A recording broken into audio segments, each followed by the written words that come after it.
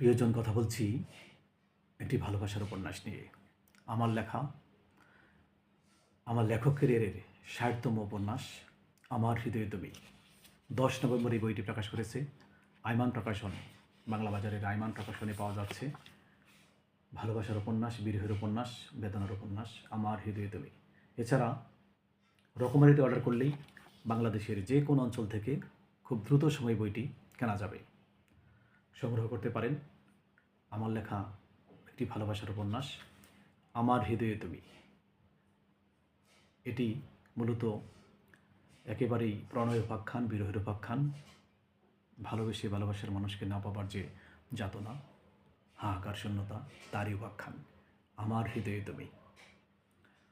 ১০ November বইটি হাতে পাওয়ার পর যে বরাবর যে নতুন বই পাওয়ার পর যে আমি উচ্ছ্বাস আমাকে মুগ্ধ করে উচ্ছ্বসিত হই, আনন্দিত হই, কেননা একটি নতুন বই আমার কাছে একেবারেই বরাবরই আমাকে মুগ্ধ করে ছুঁয়ে যায়, আনন্দ দেয়।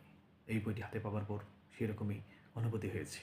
প্রিয়জন, আপনারা কিনতে পারেন রকমারি থেকে নতুন উপন্যাস, ভালোবাসার উপন্যাস আমার হৃদয়ে তুমি। আবারও সবাইকে ভালোবাসা।